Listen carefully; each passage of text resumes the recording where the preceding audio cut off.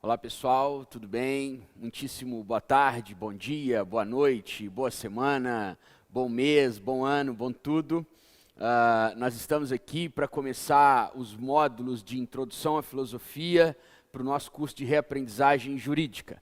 Sou o professor Bernardo Nogueira e vou lhes acompanhar aqui durante esse tempo, né? Esse tempo em que nós vamos começar na Grécia na Grécia Antiga e vamos acabar nos dias atuais, beleza? Então vamos começar com uma primeira questão, né, que é bastante básica, que é sempre necessário a gente iniciar a ideia a partir dos gregos, a discussão sobre filosofia a partir dos gregos, porque os gregos, como todos nós sabemos, formam a nossa base filosófico, jurídico, político ocidental. Então, quer dizer, nós podemos dizer, se quisermos, que nós somos filhos dos gregos, não é? Quer dizer, toda a nossa construção social, toda a nossa construção política é devedora desta mundivisão grega, né? Dessa maneira de construir as relações sociais e, sobretudo, as relações dentro da cidade. Então, para isso, a gente vai fazer um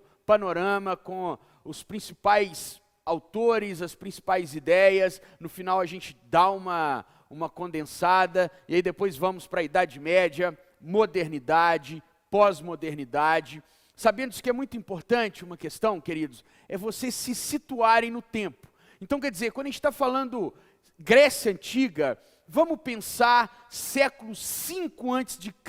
até o início da era cristã, beleza? Essa é a ideia, porque isso é muito necessário. Lá no final, eu vou fazer essa linha do tempo que eu trouxe aqui para vocês, tá? Mas tenham sempre essa noção, porque com isso a gente consegue se organizar no pensamento. Putz, às vezes a gente chega na faculdade, o cara fala Grécia, Polis, não sei o quê, você não sabe nem do que o professor está falando. Então, peraí, calma que eu vou te ajudar. Respira 3 segundos, inspira 6 segundos, a energia já fica mais tranquila e a gente já pode começar, beleza? Sejam muito bem-vindos, todas e todos, e vamos a essa questão, tá? Olha só, primeira discussão que é necessário trazer, já vou voltar aqui para dizer, o que é filosofia, né? Quer dizer, cara, tem 1 milhão de questões, e o mais importante, eu vou falar para você o que é filosofia, mas sabe o que eu quero te dizer? Para que filosofia? Para que a gente estuda essas coisas, sendo que por vezes isso não é tão diretamente demandado na vida particular, na vida pessoal, no trabalho, na cotidianeidade do direito, por exemplo. Para que serve esse negócio? A gente vai ver isso aqui agora. A grande questão é a seguinte, pessoal, e isso eu queria dizer olhando nos seus olhos aqui. Prestem atenção. Nós estamos num momento de uma transição paradigmática, como é claro para todas, todos e todes. Isso significa que vai ser cada vez mais cobrada uma construção de conhecimento, uma formação do profissional de maneira abrangente, ou seja, a formação agora, ela atende não só as questões técnicas, porque são evidentes, mas também é necessário que você tenha um trato espiritual, um trato emocional. Quer dizer, essas são as novas competências e habilidades que vão sendo cobradas na medida em que a sociedade vai se tornando cada vez mais virtual e virtualizada. Porém, queridos, queridas, eu quero lhes dizer, os problemas continuam sendo ainda da ordem das relações humanas. Por lo tanto, a filosofia, que com o primeiro conceito nós já começamos a entender, é o amor pela sabedoria, filos, amizade, amor, sofia, sabedoria, quer dizer, são formas de se portar perante o mundo, amando o conhecimento. Ora,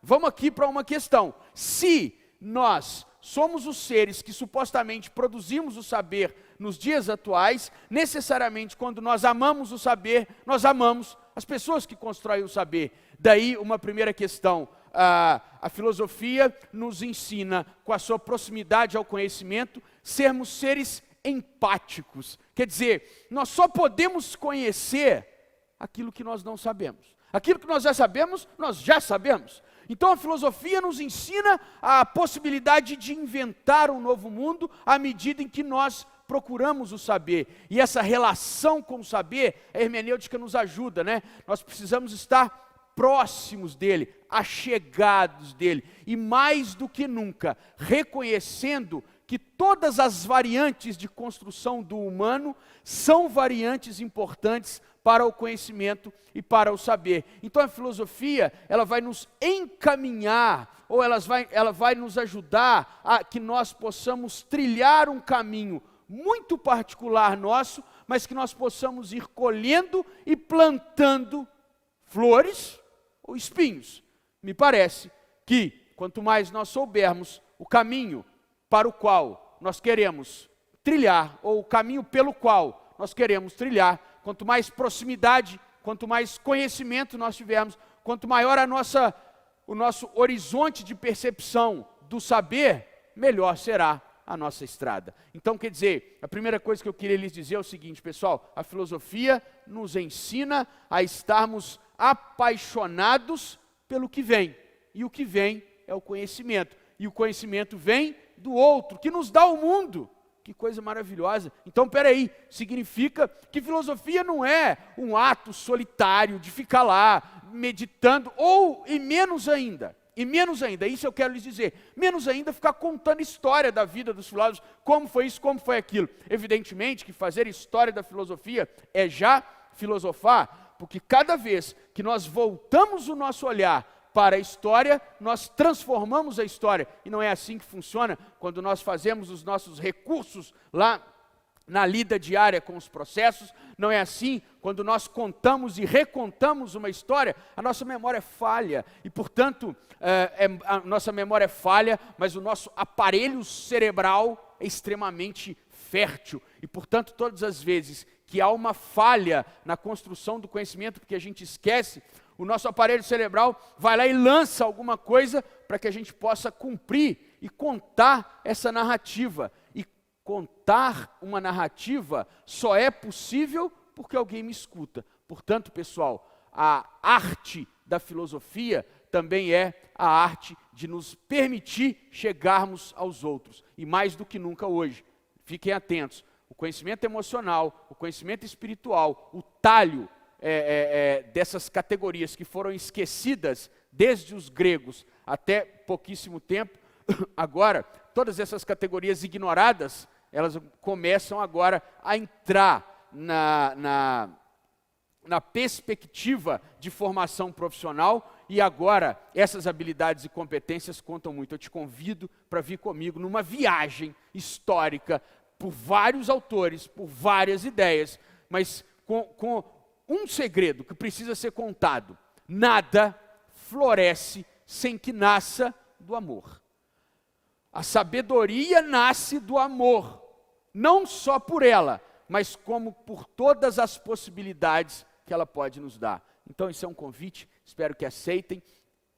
Nessas primeiras aulas, nós teremos blocos aqui de 20 minutos, falando dos gregos, falando dos medievais, depois dos modernos, depois dos contemporâneos. Nesse momento agora, começo com 3 frases instigantes, para a gente tentar entender o que é a filosofia. E eu já lhes digo, a filosofia é uma atitude perante a vida, uma atitude de não aceitação de verdades estabelecidas, uma atitude de autenticidade na construção do seu próprio caminho, que só é possível, como vai nos ensinar um filósofo alemão que se chama Martin Heidegger, que escreveu um livro que se chama Ser e Tempo, onde ele vai dizer que o Dasein, o humano, é a única figura que pode refletir sobre a própria existência. E, portanto, quando nós refletimos, nós nos angustiamos. E a angústia nos lança à necessidade de construção de uma novidade. Eu trouxe para vocês aqui uma coisa que eu não faço normalmente, que está lá nos slides, etc., mas eu fiz questão de trazer o livro, porque isso aqui é o objeto que nos leva até o saber. Né? Olha essa frase, e com ela nós vamos começar.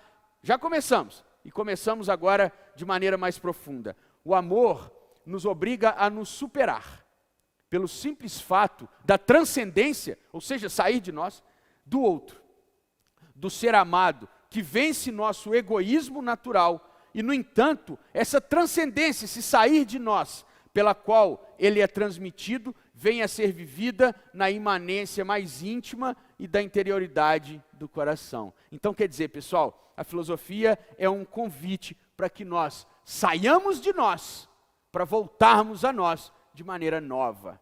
Esse é o meu convite para todas, todos e todas. Espero que gostem. Eu estou muito feliz por estar aqui nesse curso com vocês. Shakespeare, não há nada bom ou ruim, mas pensar torna-o assim. Pessoal, o que é a filosofia, senão essa arte inarredável que, mesmo quando nós não queremos filosofar, mesmo quando nós negamos a filosofia, o ato de negação do pensamento filosófico é já uma reflexão filosófica.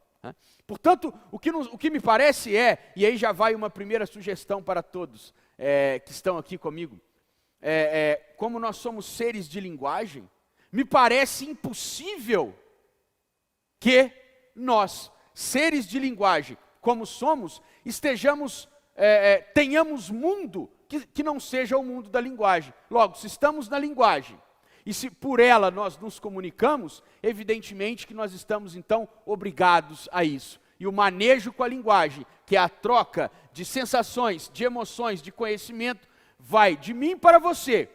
E essa relação aqui, quando é posta em questão, quando é aprofundada, quando é horizontalizada e quando é diversificada, estamos aqui fazendo filosofia. Então Shakespeare começa lindamente. Nada é bom ou ruim, mas pensar torna-o assim.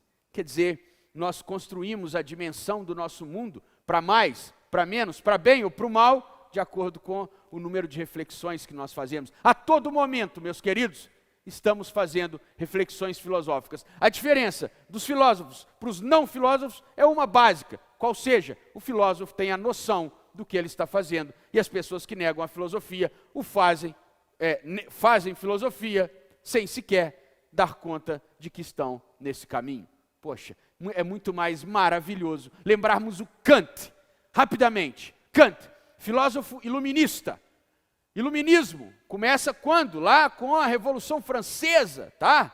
Contrato Social do Rousseau, Kant, os autores da enciclopédia, Liberté, Égalité, Fraternité. O Kant tem um texto maravilhoso onde ele diz o seguinte, Aufklärung, que é o que é o esclarecimento, onde ele nos convida a sairmos da menoridade. E para Kant, o que é sair da menoridade? É pensar de maneira autônoma. E pensar de maneira autônoma é refletir, construindo você mesmo as suas bases de conhecimento moral e conhecimento geral. Quer dizer, o que eu estou dizendo para vocês, pessoal, é que para Kant, quem não reflete, quem não filosofa, não é uma pessoa que vive na maioridade.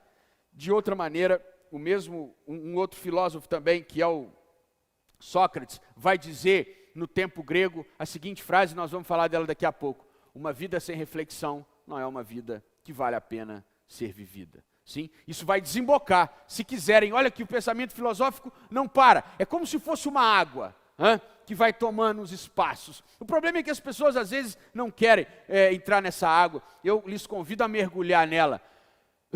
Sabe onde essa frase do Sócrates me leva, aqui nessa introdução com vocês? Todos já ouviram falar da Hannah Arendt. Hannah Arendt escreveu sobre a banalidade do mal. E para ela, o mal, isso que nós chamamos, quando uma pessoa comete alguma atitude, você fala, nossa, que monstro. Ela fala, não existem monstros. Existem sim pessoas que não questionam. Portanto, o Sócrates vai dizer assim, vou até me arrumar aqui, tá?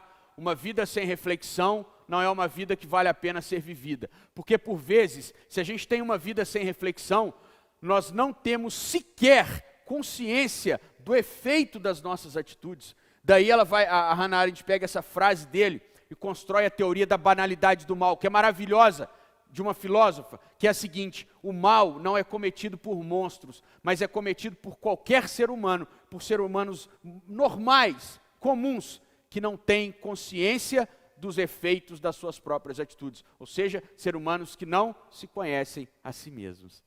Então já fica aí essas primeiras introduções. Depois, olha o Kant. Não se ensina filosofia, mas se ensina a filosofar. Pessoal, essa frase é tão maravilhosa, quando ele diz o seguinte, olha, não se ensina filosofia, mas se ensina a filosofar. O que significa? Filosofia não é história dos filósofos. A filosofia é um modo de se portar perante o mundo. E esse modo de se portar perante o mundo, insisto, com todas e todos, é um modo amoroso. Por que é um modo amoroso? Porque você está disposto, aberto, aceitando a novidade que o mundo lhe entrega. Então, gente, esse primeiro momento aqui eu estou tentando usar para lhes dizer o seguinte, que filosofia não é, muitas das vezes, aquelas coisas um pouco chatas que as pessoas ficam falando para a gente na faculdade, no ensino médio, contando umas histórias dos caras que você fala, pô, que sentido que isso tem nos dias atuais? Tem todo sentido. Sabe por quê? Porque a somatória de todas essas ideias,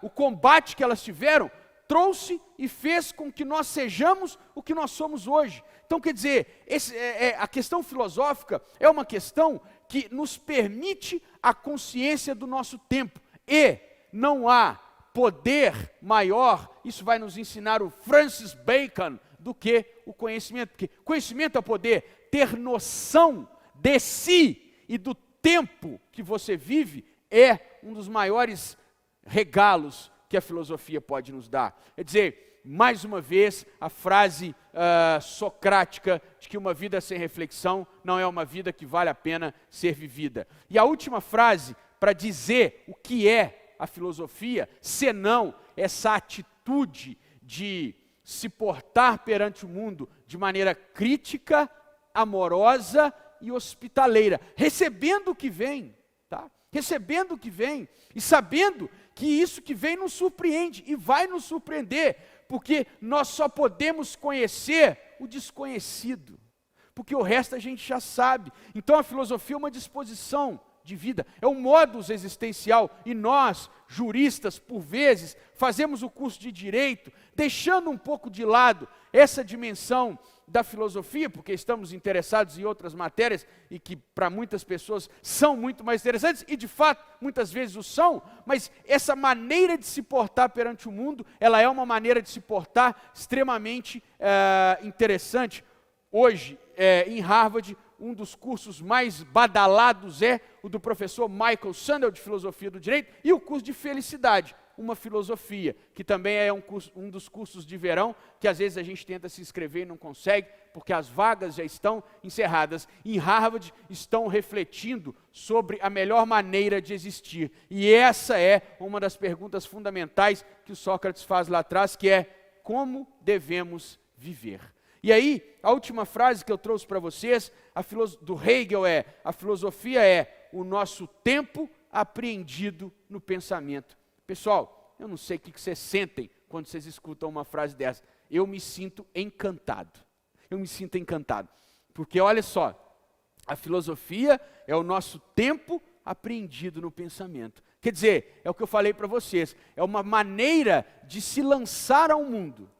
Existem pessoas que vão passar pelo mundo. Existem pessoas que vão estar no mundo, transformando o mundo, questionando o mundo, amando o mundo, tornando-o muito maior do que aquilo que nos dizem que é. A filosofia é, a mais das vezes, uma grande oportunidade de nós nos desvelarmos, retirarmos os véus que muitas das vezes nos são impostos, desde a família, até a escola, até o Estado, até a sociedade que nós vivemos.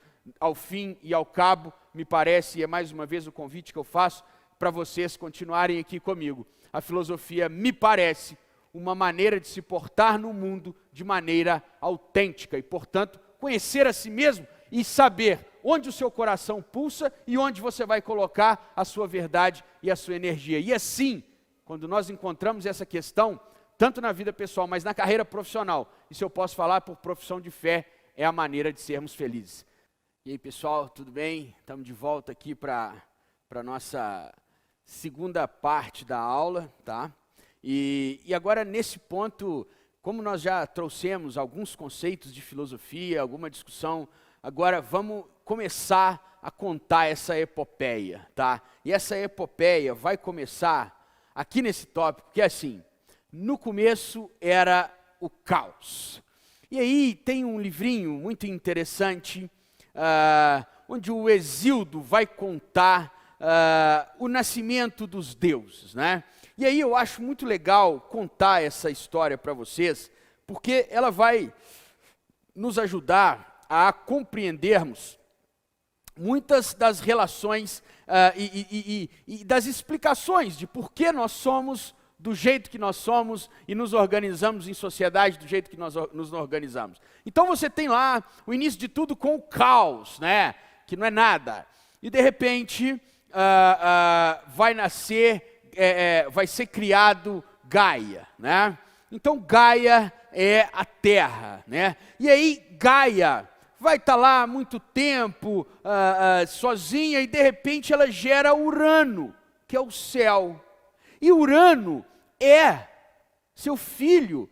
Mas como estavam só os dois ali, né, pessoal? Eles acabam se tornando amantes, né? E dessa relação entre Gaia e Urano, ou céu, né? E por que eles viviam em eterna relação de amor, tá? Eles viviam em eterna relação de amor, porque, quer dizer, o firmamento cobria a terra, né, Gaia, de maneira completa. Então, eles estavam ali em alta conexão, em alta relação. E dessa relação afetiva, por isso que a gente falou lá atrás, da relação do amor com a filosofia, com o conhecimento, com a gestação e a geração de novas ideias. Você tem vários filhos, né? Os titãs, são 12 titãs, 3 cíclopes e os 100 braços. E aí, esses caras vivem dentro de Gaia, porque Urano tem medo, de que esses filhos tomem o seu lugar. Mas, e aí olha que coisa interessante, inclusive você vai me dizer assim, professor, então será que nós já podemos começar a ver lá na mitologia grega a ideia de uma prevalência do homem contra a mulher? Sim, porque nada é em vão, tudo que é resultado da sociedade patriarcal e machista que nós temos hoje é efeito de toda uma construção histórica. Por isso que eu estou dizendo para vocês que o conhecimento nos dá sensibilidade, poder e nos permite amar, porque a gente consegue reconhecer o outro. A filosofia é uma hipótese de reconhecimento do outro na sua singular forma de existir. Como diria o mágico Caetano Veloso, não é? Cada um sabe a dor e a delícia de ser o que é. A filosofia, como nos permite o saber do que não existe, ela nos permite conhecer esse outro. Então veja, com essa relação de Gaia com Urano, Gaia começa a ficar muito incomodada com os filhos dentro dela. Muito incomodada, mas ninguém queria combater o seu pai. Muito bem? Isso é uma questão de oratória. Quando você estiver falando alguma coisa que você sabe, tome água. As pessoas vão prestar atenção. Neste momento, então, os filhos de Gaia, todos lá dentro, e ninguém queria combater o pai, o todo-poderoso Urano. Um deles resolve combater o pai, Cronos.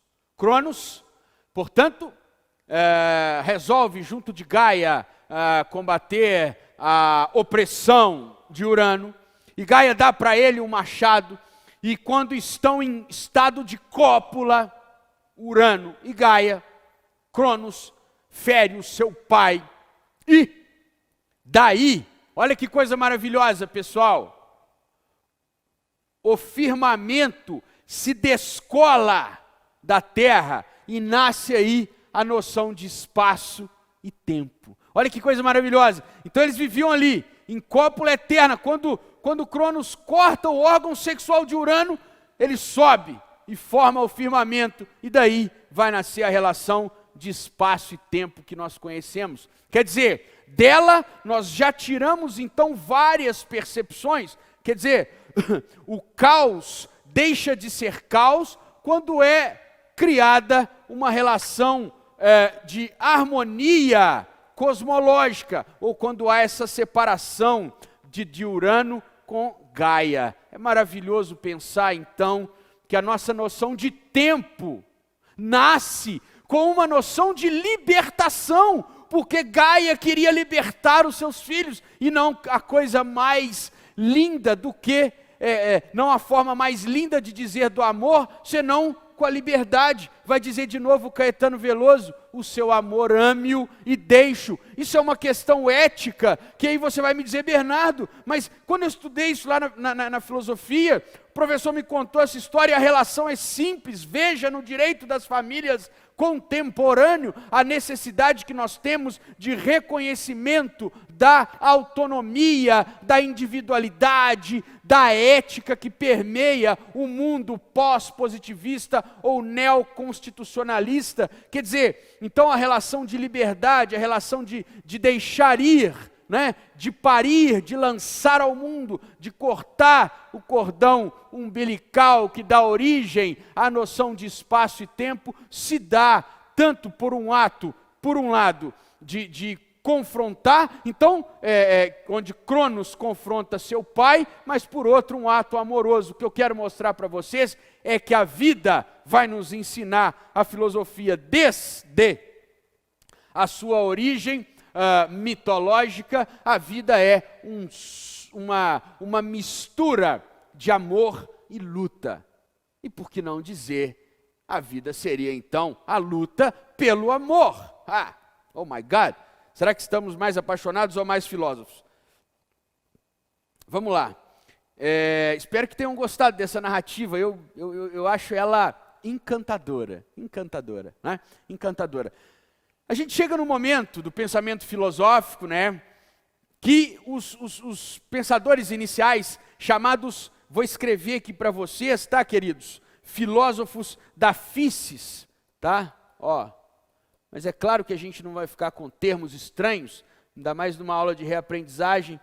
A palavra physis significa natureza. E aí você vai me dizer: pô, Bernardo, mas tá bom, filósofos da physis, filósofos da natureza, em que isso nos importa? Tudo. Porque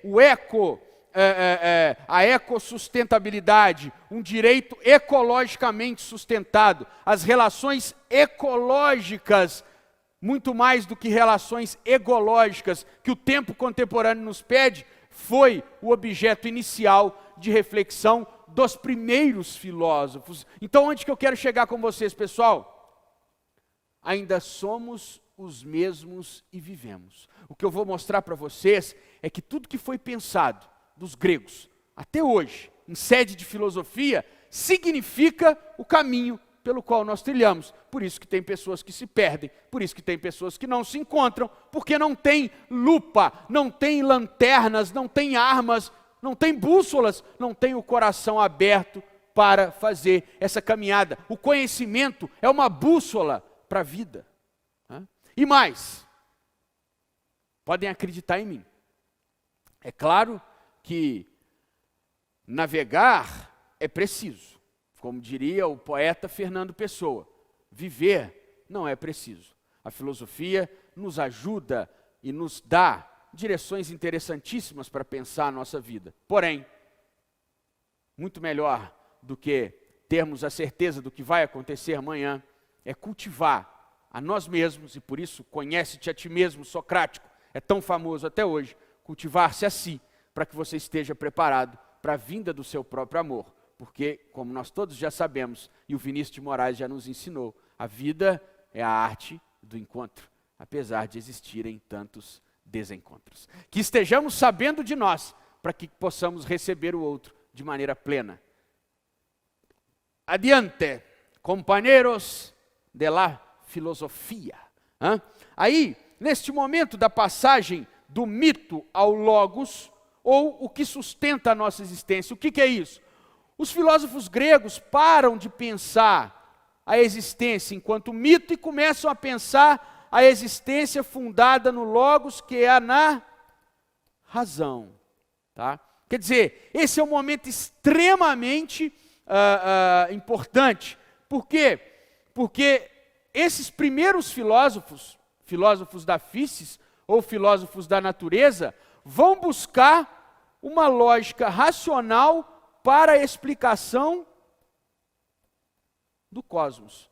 Tá certo? Então, quer dizer, isso é uma questão extremamente relevante. Por quê?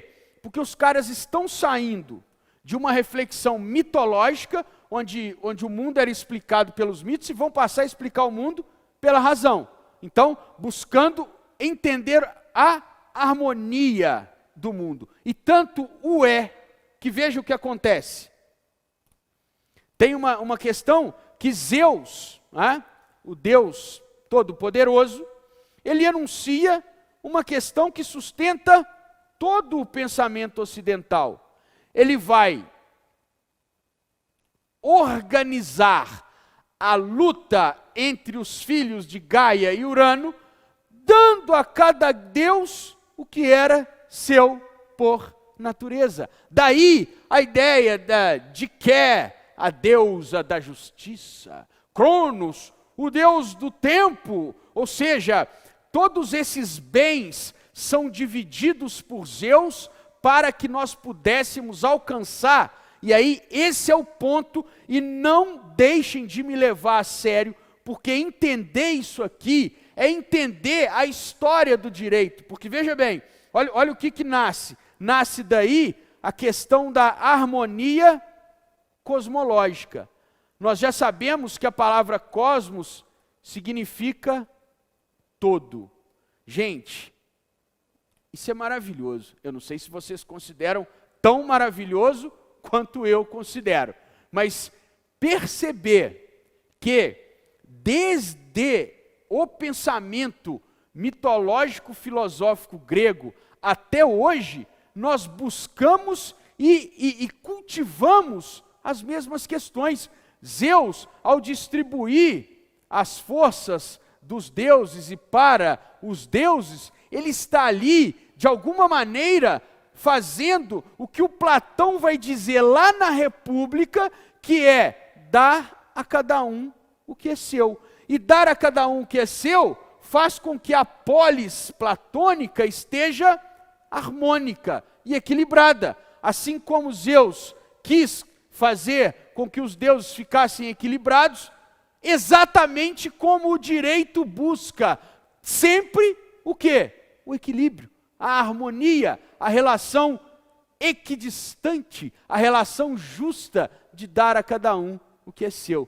Por lo tanto, o que eu queria lhes dizer, com esse primeiro momento, esse primeiro momentinho assim, essas faíscas gregas, é para lhes dizer que tudo já estava lá. O meu primeiro livro, Ecos do Trágico,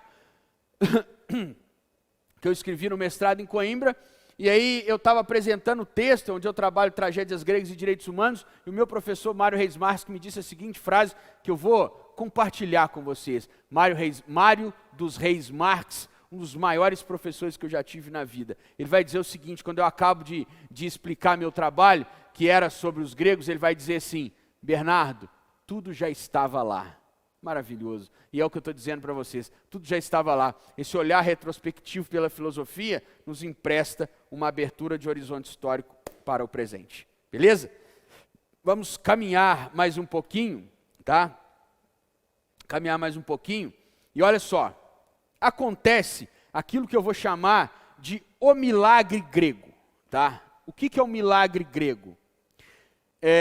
O milagre grego é o momento que a gente vai pensar século 6, 5 antes de Cristo, tá?